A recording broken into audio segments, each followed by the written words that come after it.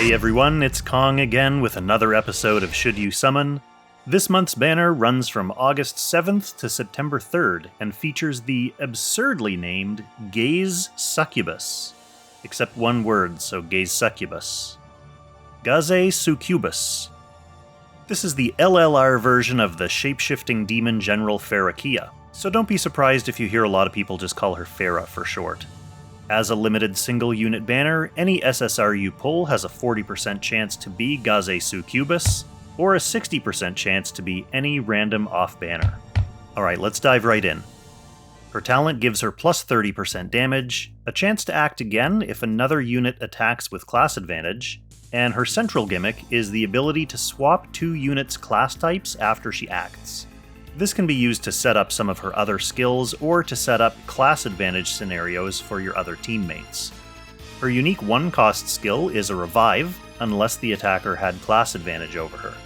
When used actively, she teleports to someone, swaps positions if they're the same class type, boosts her own attack, and lets her act again.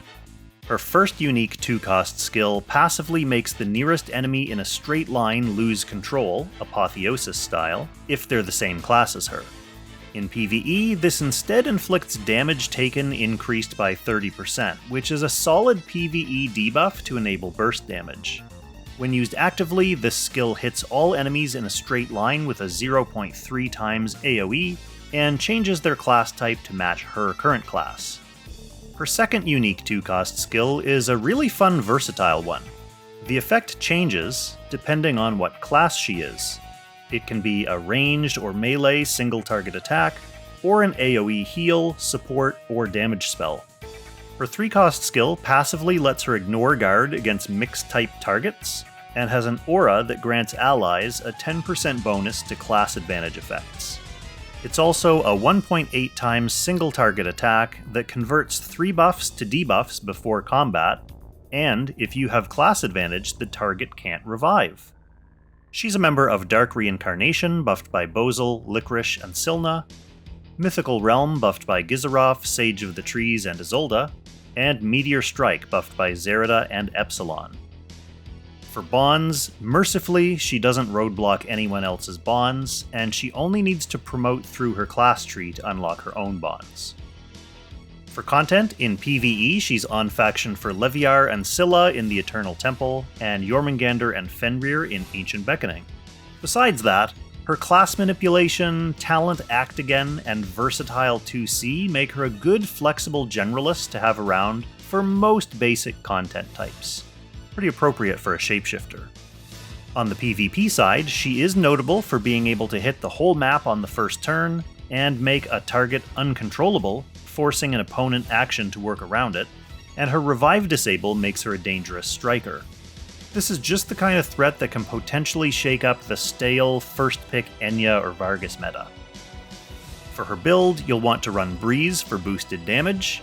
Weapon can be either Crystal Stinger or the Prismatic AoE gun. Last Rites and the Owl Helmet are safe choices. Accessory has some flexibility, though you obviously want max attack. So something like Prison Gear or Slayer's Emblem will also boost HP, or Bloody Nail if you're concerned about silence. You can also pick a different accessory if it has a specific effect that you're looking for. Alright, and that brings us to the notes for noobs. Gazesuccubus is a must-summon for PvP, and generally pretty useful for PvE as well. You can always count on these limited one-off units to crush it. It, in this case, being my stash of hard-earned vouchers and crystals. Okay, that brings us to my usual reminder about upcoming banners. The remainder of this update has banners featuring Safrine, Ilia, Alia, Ricky, Celica, Tabers, Jace, Ledin, Rachel, Altamuller, Zerida, Girl in the Shell, who's also getting her casting passive this week, and Tatalia.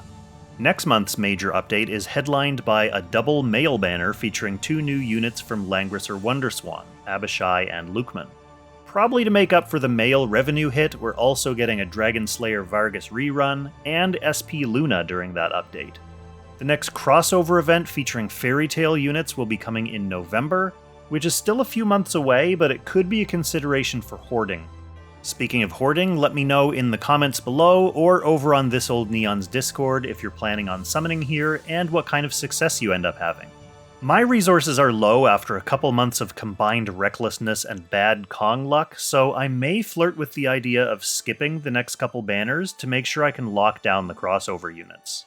Thank you so much for watching, and extra special sincere thanks to our Langrisser tier channel members Levitt, Jerome Meyer, Unknown Gaming, and Sarah McKnight. Your support over these difficult past few months has meant so much to me.